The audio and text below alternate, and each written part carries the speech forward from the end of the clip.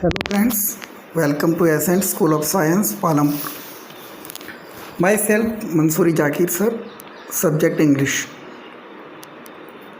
હવે આજે આપણે ધોરણ 9થી 12માં ઉપયોગી એવી રિપોર્ટેડ સ્પીચ એટલે કે ડિરેક્ટ ઇનડિરેક્ટ સ્પીચ જે ધોરણ 10 અને 12 બોર્ડની એક્ઝામમાં 3 માર્ક્સનું પૂછાય છે એનો આપણે આજે અભ્યાસ કરીશું. તો સૌપ્રથમ આપણે ડિરેક્ટ અને ઇનડિરેક્ટ શું છે એ સમજી લઈએ થોડું. તો ડિરેક્ટ એટલે સીધી જે એક વ્યક્તિ કોઈ બીજી વ્યક્તિને વાત કરી રહી હોય છે તે, અને બંનેની વાતચીત જ્યારે આપણે અથવા અન્ય કોઈ વ્યક્તિ અન્યને કહે છે તેનો અર્થ બદલ્યા વગર, તો તેને ઇનડિરેક્ટ સ્પીચ કહેવામાં આવે છે. હવે ઇનડિરેક્ટ સ્પીચ એ શું છે એટલે કે આપણે જે રિપોર્ટેડ સ્પીચ, તમે દરરોજ વર્તમાનપત્ર વાંચતા હશો, ટીવીમાં ન્યૂઝ જોતા હશો, તો એ બની ગયેલી ઘટનાનું વર્ણન કરે છે. એટલે કે જે થોડાક સમય પહેલાં બની ગઈ છે અને એ જે રજૂઆત છે છાપાની અંદર, ન્યૂઝપેપરની અંદર અથવા તો ટીવીના અંદર, એ રિપોર્ટેડ સ્પીચ થઈ જાય, એટલે કે ઇનડિરેક્ટ સ્પીચ થઈ જાય છે. કોઈનું ભાષણ શું કહ્યું, આ બધાનો તમે જ્યારે અભ્યાસ કરો છો ત્યારે તમને ઇનડાયરેક્ટ સ્પીચની પૂરેપૂરી ખબર પડી જાય છે. હવે આપણે આગળ જોઈએ તો ઇનડિરેક્ટ સ્પીચ, અહીંયા એક વાક્ય આપેલું છે. Mister Joshi said to his wife, I can not accompany you to see movie today. હવે ઇનડિરેક્ટ સ્પીચમાં બે ભાગ આપેલા છે વાક્યની અંદર. તો પહેલું છે સેડ ટુ, એટલે કે mister Joshi said to his wife, તો એ રિપોર્ટિંગ વર્બ થાય છે. અને બીજો ભાગ છે વાક્ય, એટલે કે જે મિસ્ટર જોશી વાક્ય બોલી રહ્યા છે તે, એને રિપોર્ટિંગ સ્પીચ એટલે કે બોલાયેલું વાક્ય કહેવામાં આવેલા છે. બોલાયેલું વાક્ય કહેવામાં આવે છે. એટલે કે રિપોર્ટિંગ વર્બ અને રિપોર્ટિંગ સ્પીચ આમ બે ભાગ છે. હવે રિપોર્ટિંગ વર્બની આપણે વાત કરીએ તો રિપોર્ટિંગ વર્બ વર્તમાનમાં હોઈ શકે છે, ભૂતકાળમાં હોઈ શકે છે અને ભવિષ્યમાં પણ હોઈ શકે છે. પરંતુ આજના અભ્યાસક્રમ પ્રમાણે આપણને વર્તમાન અને ભવિષ્ય એ પૂછાતું નથી. રિપોર્ટિંગ વર્બ વર્તમાનમાં સે ટુ, વિલ સે, ભવિષ્યકાળમાં હોઈ શકે છે, બરાબર, પરંતુ તે પૂછાતું નથી. પણ તો આપણે સમજી લઈએ કે તે શું કહેવા માગે છે. તો સામાન્યની એ વાક્યની જેમ જ એ વાક્ય બનતા હોય છે, પરંતુ અહીંયા વર્તમાન અને ભવિષ્યમાં જો રિપોર્ટિંગ વર્બ હોય તો કાળમાં ફેરફાર થતો નથી, સર્વનામોમાં ફેરફાર કરવામાં આવે છે. હવે ડિરેક્ટ ઇનડિરેક્ટમાં ઘણા બધા ફેરફારો થાય છે. તો સૌથી પહેલાં ફેરફારો જોઈએ આપણે સર્વનામના ફેરફારો. તો સર્વનામના ફેરફારો જુઓ તમે, તો આપણે ટેબલ જાણીએ છીએ કે આઈ, વી, યુ, હી, શી, ઇટ અને ધે, પહેલો પુરુષ, બીજો પુરુષ, ત્રીજો પુરુષ. એની અંદર આપણે જોઈએ અહીંયા તો આઈ, વી અને યુ એ હંમેશા બોલનાર પોતાના માટે અને સાંભળનાર માટે ઉપયોગ કરતો હોય છે, બરાબર. તો આપણે જ્યારે ઇનડિરેક્ટ સ્પીચ બનાવીએ છીએ ત્યારે તે શબ્દોના સર્વનામ એટલે કે એમાં ફેરફાર થઈ જાય, એટલે કે થર્ડ પર્સનમાં જતા રહે છે. અને અહીંયા આપણે એ વસ્તુનું ધ્યાન રાખવાનું છે કે બોલનાર તરીકે પુરુષ છે કે સ્ત્રી, એને અનુલક્ષીને આ કામ થતું હોય છે. એટલે કે એને અનુલક્ષીને સર્વનામમાં ફેરફાર થતો હોય છે. જો બોલનાર પુરુષ હોય અને પોતાના માટે આ વાપરતો હોય તો આપણે ઇનડિરેક્ટ સ્પીચમાં એનું હી કરીશું. એનું ઓબ્જેક્ટ હોય મી તો એનું હિમ કરીશું, અને જે એડજેક્ટિવ છે એનું આપણે હિસ કરીએ છીએ. એવી રીતે વી અને યુના પણ ફેરફારો થઈ છે, આપણે તીર દ્વારા દર્શાવેલું છે. હવે ક્રિયાપદમાં થતા ફેરફારો તો બાજુમાં આપેલું છે ક્રિયાપદના ફેરફારો. તો એમ ઇઝ આર એનું વોઝ વેર કરવામાં આવે છે, વોઝ વરનું હેડ બીન કરવામાં આવે છે, ડુ ડઝ જો વાક્ય નકાર હોય તો જ ડીડ કરવામાં આવે છે, નહીંતર સાદા વર્તમાનનો સાદા ભૂતકાળમાં ક્રિયાપદને ફેરવવામાં આવે છે. જો ડીડ આપેલું હોય તો હેડ વત્તા ભૂત કુદંત મૂકવામાં આવે છે, હેવ એસનું હેડ કરવામાં આવે છે, કેનનું કુડ, મેનું માઇટ, શેલ વિલનું વુડ કરવામાં આવે છે. આ બધા ક્રિયાપદના નિયમો છે. એટલે કે એસેરિટી વિધાન આપણે નંબર 1 જોઈએ, વિધાન વાક્ય. અહીંયા વાક્યોના પ્રકાર પ્રમાણે આપણે અલગ અલગ ફેરફારો થાય છે. તો પહેલો પ્રકાર છે એસેરિટી. તેના અંદર સૌથી પહેલાં રિપોર્ટિંગ વચ્ચે સેડ ટુ છે એનું ટોલ્ડ કરવામાં આવે છે. અને બે વાક્યોને જોડવા એટલે કે બંનેને જોડવા રિપોર્ટિંગ વર્બ અને રિપોર્ટિંગ સ્પીચને જોડવા માટે સંયોજક તરીકે વિધાન વાક્યની અંદર ધેટ મૂકવામાં આવે છે. હવે અહીંયા કાળના ફેરફારો જોઈએ આપણે. તો કાળના ફેરફારો આપણે ઉપર શીખ્યા એમ જ કે સાદા વર્તમાનનું સાદા ભૂતકાળમાં, ચાલુ વર્તમાનનું ચાલુ ભૂતકાળમાં, પૂર્ણ વર્તમાનનું પૂર્ણ ભૂતકાળમાં અને સાદા ભૂતકાળનું પૂર્ણ ભૂતકાળમાં રૂપાંતર થાય છે. હવે જે ક્રિયાપદો આપણે શીખ્યા એની અંદર જો ડિરેક્ટ સ્પીચની અંદર could, might, should, would, must અને હેડ આપેલું હોય તો એની અંદર કોઈ પણ પ્રકારનો ફેરફાર થતો નથી, એટલે કે એને એમને એમ જ મૂકી દેવામાં આવે છે. હવે બીજા ફેરફારો છે જે બધા પ્રકારના વાક્યોમાં થતા હોય છે, જે છે સ્થળ અને સમય સૂચક શબ્દો. એટલે કે ધીસ આપ્યું તો ધેટ કરવું, ધીસનું ધોસ કરવું, હિયરનું ધેટ, ટુડેનું that, day tonight to that night, now અથવા જસ્ટ નાવ આપ્યું તો એનું ધેન કરવું, એગોનું બિફોર, થસનું સોફાનું ટીલ ધેટ ટાઈમ, કમનું ગો. ગો ક્યારે થાય? જવાનો અર્થ સૂચવતો હોય ત્યારે. ટુમોરો, અહીંયા ટુમોરોના 3 શબ્દો થાય છે, the next day, the following day, the day after. યસ્ટરડેના 2 શબ્દો થાય છે, ધ પ્રીવિયસ ડે અને ધ ડે બિફોર. હવે લાસ્ટ સાથે તમને કોઈ પણ શબ્દ આપેલો હોય સમય સૂચક, વીક, મંથ, યર, તેવી રીતે the previous week, the previous month, the previous year અથવા તો the week before, the month before અથવા ધ યર બિફોર એવું આપણે લખી શકીએ છીએ. હવે નેક્સ્ટ સાથે પણ વીક, મંથ, યર એવા શબ્દો આપેલા હોય તો સામે the following month, the following week, the following year અથવા the week after, the month after, the year after એવા શબ્દો આપણે મૂકી શકીએ છીએ. પણ એ ફેરફાર કરવા જરૂરી છે. હવે મહત્ત્વની વસ્તુ એ છે કે ઊંધો ફેરફાર થતો નથી, એટલે કે ધેટ આપ્યો તેનું ધીસ થતું નથી. આ પણ એક મહત્ત્વની વસ્તુ છે. હવે વિધાન વાક્યની વાત કરીએ આપણે તો જે અગાઉ ઉદાહરણ જોયું કે mister Joshi said to his wife, I cannot accompany you to see movie this day, એટલે કે ટુડે. અહીંયા એ વાક્યને આપણે પાછું બનાવીએ ઇનડિરેક્ટ સ્પીચમાં તો સેડ ટુનું આપણે ટોલ્ડ મૂકીશું, એટલે કે mister Joshi told his wife. આ રિપોર્ટિંગ વર્બમાં ફેરફાર કર્યો. સંયોજક તરીકે હવે ધેટ મૂકીશું. અહીંયા આઈ છે એટલે મિસ્ટર જોશી બોલે છે એટલે એનું ત્રીજા પુરુષમાં પરિવર્તન થશે. હી, કેનનું કાળ બદલીશું, કુડ થશે. નોટનું નોટ રહેશે, એ કંપનીનું એ કંપની. યુ એ એમની પત્ની માટે વપરાય છે. હવે પત્ની એટલે કે સ્ત્રીલિંગ છે એટલે ત્યાં હર થશે. યુ કર્મ તરીકે છે, કર્તા તરીકે આપેલું નથી, કર્મ તરીકે છે એટલે એનું કર્મ હર થશે. ટુ સી મૂવી, ટુડેનું શું થશે? That day. હવે આગળ બીજું વાક્ય જોઈએ આપણે. My father said to me, I shell give you 100 rupees. અહીંયા પિતાજીએ મને કહે છે, એટલે કે બોલનાર ફાધર છે અને સાંભળનાર ફર્સ્ટ પર્સન છે. તો આપણે સેડ ટુ બરાબર ટોલ્ડ મૂકીશું, સંયોજક તરીકે ધેટ લગાવીશું. હવે આઈ તરીકે આપણે જોયું માય ફાધર એ પુરુષ છે એટલે હી, શેલ, વિલ ત્રીજો પુરુષ થઈ ગયો હી એટલે અહીંયા વુડ આવશે. ગીવ યુ એટલે સાંભળનાર મી છે એટલે યુ કર્મ તરીકે છે અહીંયા, એટલે પાછું આપણે સાંભળનાર ફર્સ્ટ પર્સન છે એટલે આપણે મી મૂકીશું. 100 રૂપીસ ધ નેક્સ્ટ ડે. ટુમોરોનું શું થશે? Next day. The student said we do not know answer your question sir. અહીંયા વિદ્યાર્થીઓ શિક્ષકને કહે છે, પાછળ સર વાપરેલું છે, તમે રિસ્પેક્ટફુલી લખી શકો છો. ધ સ્ટુડન્ટ ટોલ્ડ રિસ્પેક્ટફુલી એવું પણ લખી શકો છો. ધેર સર, પાછળ સાંભળનાર આપણે સરને આગળ લઈ લઈશું. ધેર સર, સંયોજક તરીકે ધેટ મૂકીશું. હવે અહીંયા વી બહુવચન છે તો હંમેશા જ્યારે આવી રીતે બહુવચન હોય વી તો હંમેશા એનું ત્રીજો પુરુષ બહુવચન જ થશે. ધે. ડુ નોટ નકાર છે એટલે ડીડ નોટ. નોનું નો રહેશે. આન્સર. હવે અહીંયા હીઝ આપેલું છે તો હીઝ કોના માટે વપરાય છે? ટીચર માટે. તો આપણે અહીંયા હીઝ અથવા હર મૂકી શકીએ છીએ. His question. હવે આગળ આપણે નિયમ નંબર 2 શીખીશું. પ્રશ્નાર્થ વાક્યો એટલે કે એને ઇંગ્લિશમાં ઇન્ટ્રોગેટિવ કહેવામાં આવે છે. પ્રશ્ન 2 પ્રકારના હોય છે, એક WH પૂછાતા અને એક નોન WH એટલે કે જેનો જવાબ યસ અથવા નોમાં આવતો હોય, એટલે કે વર્બ સહાયકારક ક્રિયાપદથી પૂછાય છે. WH ક્વેશ્ચન એટલે કે હુ, વોટ, વેન, વાય, હુમ, હુઝ વગેરે. અને નોન WH એટલે કે ટુ બીથી હોય, ટુ ડુનો રૂપનું હોય, ટુ હેવના રૂપનો અથવા ઓક્ઝિલરીસ જે કેન મે છે એનાથી પણ પ્રશ્ન પૂછાયેલો હોય છે. હવે સંયોજક તરીકે જો પ્રશ્ન WH થી હોય તો એનો એ જ શબ્દ આપણે સંયોજક મૂકીશું. જેમ વિધાન વાક્યમાં આપણે ધેટ મૂકતા તેમાં અહીંયા WH હોય તો એનો એ જ શબ્દ મૂકીશું. અને જો ક્રિયાપદ હોય તો ઇફ અથવા વેધર મૂકીશું.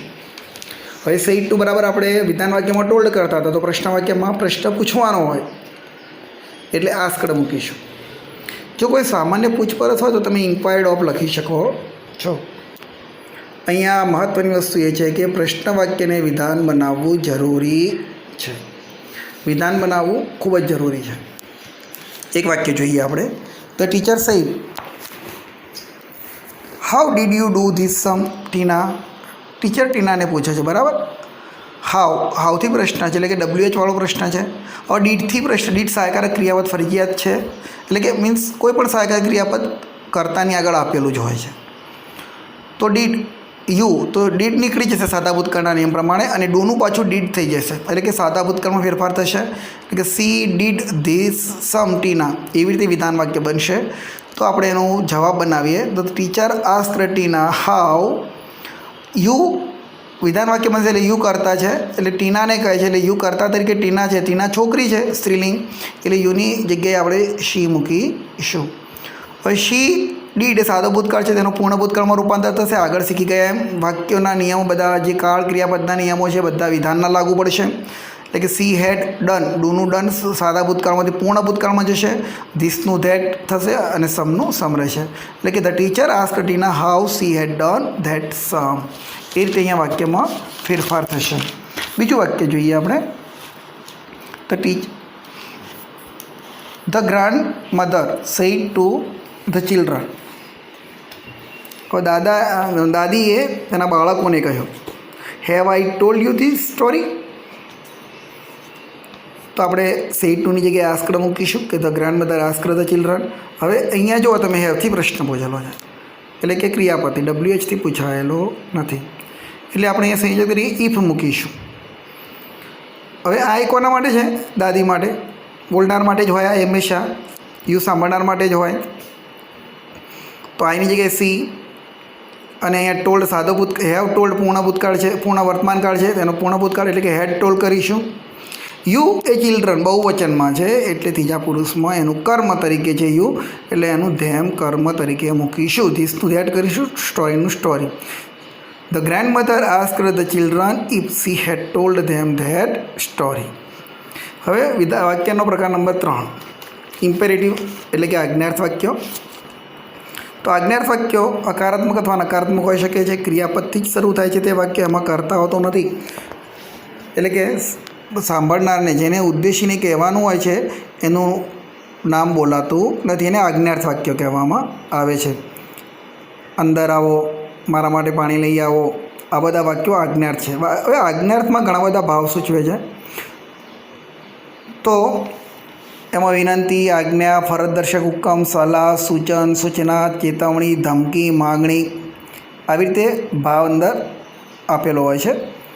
તો આવા ભાવ હોય તો રિપોર્ટિંગ વર્બ સેડ ટુ બરાબર આપણે એની જગ્યાએ કયો શબ્દ મૂકવો? સેડ ટુ બરાબર.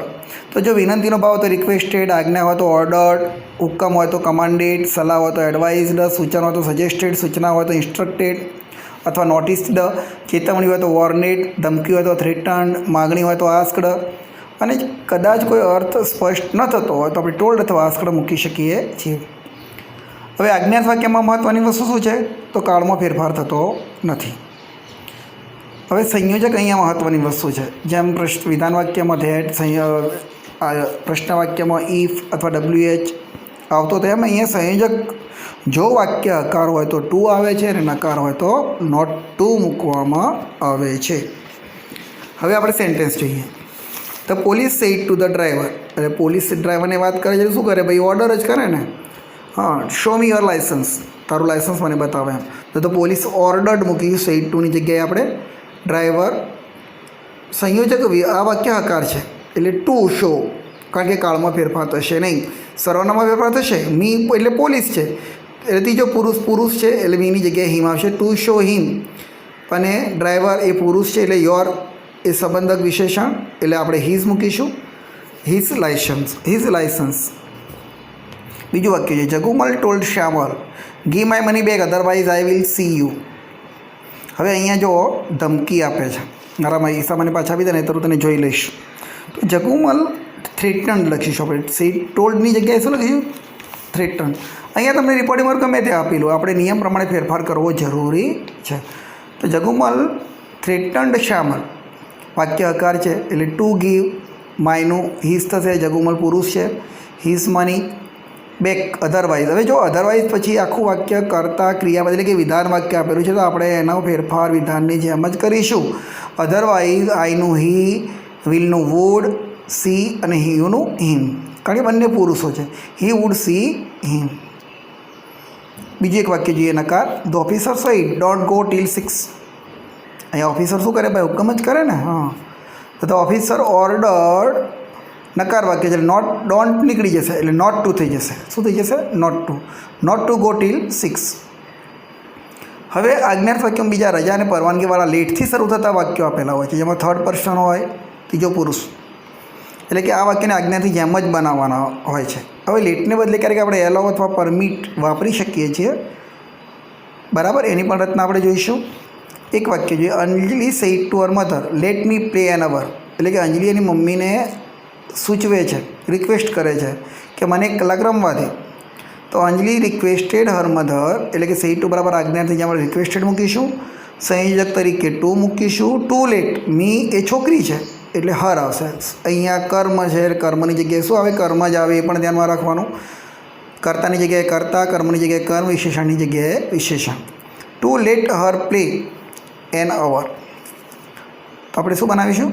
હવે જો ધારો કે આની અંદર એલાઉડનો ઉપયોગ કરો તો કેવી રીતે થઈ શકે છે લેટની જગ્યાએ? તો અંજલિ રિક્વેસ્ટેડ હર મધર ધેટ, તો અહીંયા આખું તમારે કર્તાથી વાક્ય બનાવવું પડે. સી થઈ જશે. તેણીને એક કલાક રમવાની પરવાનગી આપો, એવું આપણે બનાવવું પડશે. પરમિટેડ અથવા એલાઉડ, રજા આપો એમ, એક કલાક રમવાની. તો સી શુડ થશે. શું થશે? She should be allowed to play an hour. અહીંયા વુડ થતું નથી કારણ કે લેટવાળું વાક્ય છે, પરવાનગી આપવાની એટલે શુડ આપવી જોઈએ એમ. શી શુડ બી એલાઉડ એવું વાક્યની અંદર તો કોઈ પણ પ્રકારનું વાક્ય તમારે શુડ બી એલાઉડ મૂકવું જ. પછી જે ક્રિયાપદ છે પ્લે, તો એને ટુ સાથે મૂકવાનું. To play an hour. બીની જગ્યાએ શું થઈ ગયું? આપણે શી થઈ ગયું કર્તા તરીકે, કારણ કે વિધાન વાક્ય બનાવવા છે. જો એલાઉડ અથવા પરમિટેડ મૂકવું હોય તો તે વાક્ય પણ આ રીતે બનશે. તો એ પણ આપણે બરાબર ધ્યાન રાખીશું. હવે બીજા વાક્યો છે સૂચન અથવા દરખાસ્ત સૂચવેલી હોય છે. એમાં લેટ્સ અથવા લેટસ આપેલું હોય છે, એટલે સેડ ટુ બરાબર અહીંયા આપણે પ્રપોઝડ મૂકીશું અથવા સજેસ્ટેડ મૂકીશું. સંયોજક તરીકે ધેટ આવશે, કારણ કે વાક્ય વિધાન બની જાય છે. આગળનું વાક્ય પણ આપણે એલાઉડ જોયું, એ પણ વિધાન બની જતું હોવાથી સંયોજક તરીકે ધેટ મૂકેલો છે. હવે લેટ્સનું હંમેશા અહીંયા શું કરવામાં આવે છે? They should. વાક્ય જોઈએ આપણે. The teacher sad to the pupils let's go to see the science ફેર. અહીંયા છોકરાઓને આગળ દરખાસ્ત મૂકી ટીચરે કે ચાલો આપણે વિજ્ઞાન મેળો જોવા જઈએ. તો સેડ ટુ બરાબર આપણે પ્રપોઝડ લખીશું.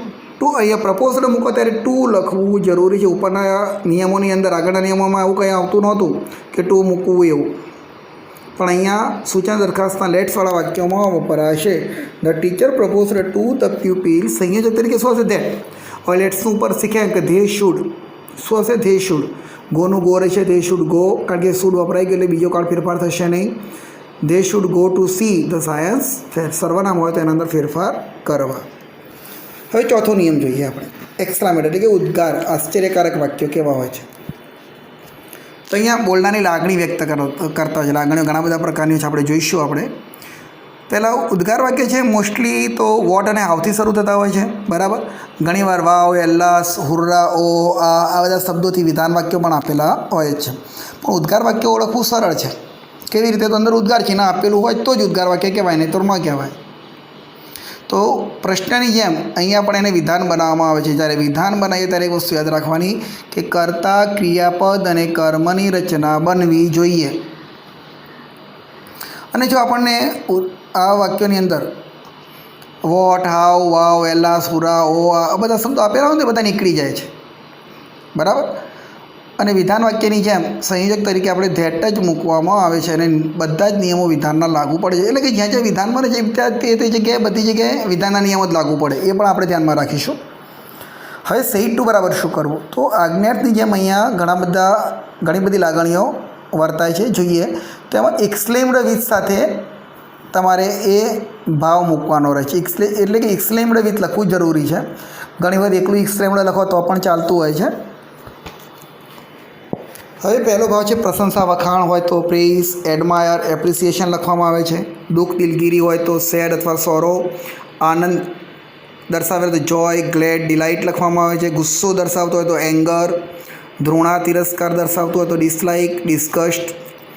આશ્ચર્ય, નવાઈ હોય તો સરપ્રાઇઝ, વંડર. પ્રેમ, લાગણી દર્શાવેલી હોય તો લવ. દયા, સહાનુભૂતિ હોય તો પીટી, સિમ્પથી. ડર અથવા ભય દર્શાવે તો ફિયર. આ બધા એની લાગણી પ્રમાણે ભાવ આ બધા શબ્દો મૂકવામાં આવે છે એક્સક્લેમ્ડ વિથ સાથે. એટલે કે exclaimed with praise, exclaimed with anger, exclaimed with love, exclaimed with fear, એવી રીતે.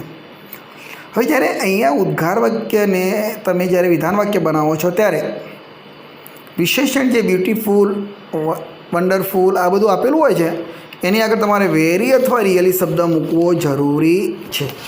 બરાબર. જો વાક્યમાં આર્ટિકલ આપે તો આર્ટિકલ એની આગળ મૂકવો પણ જરૂરી છે. આપણે એક વાક્ય જોઈએ. ગોપી સેડ ટુ રાધા. અહીંયા બંને સ્ત્રીલિંગ છે. What a beautiful dress you have ચૂઝન today. તો અહીંયા જુઓ what a beautiful dress you have ચૂઝન today. તો આને આપણે વિધાન બનાવીએ તો કેવી રીતે બનશે? તો કર્તા કોણ છે? યુ હેવ ચૂઝન, કર્તા અને ક્રિયાપદ. બરાબર.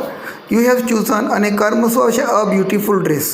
You have chosen a beautiful dress today. એ રીતે આ વાક્ય વિધાન બનશે. તો આપણે એ રીતે એને ફેરફાર કરવો પડશે. તો ગોપી શું કરે છે ભાઈ? અહીંયા પ્રશંસા કરે છે. એટલે કે Gopi exclaimed with praise to Radha. અહીંયા પણ ટુ મૂકવું જરૂરી છે.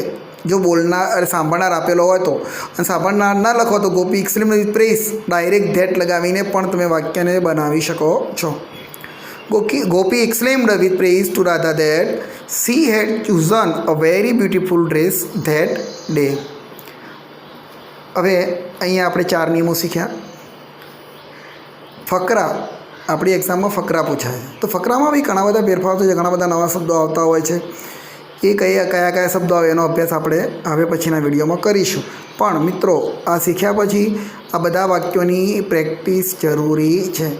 કારણ કે પ્રેક્ટિસ મેક્સ અ મેન પરફેક્ટ. પ્રેક્ટિસ જ માણસને પરફેક્ટ પૂર્ણ બનાવે છે અને દરેક પ્રકારની ખામીઓ દૂર થાય છે. તો તમારી પાસે ગ્રામર બુક છે, એમાંથી વાક્યો સમજો, બનાવો અને 100% તૈયારી કરો. Okay, bye, thank you.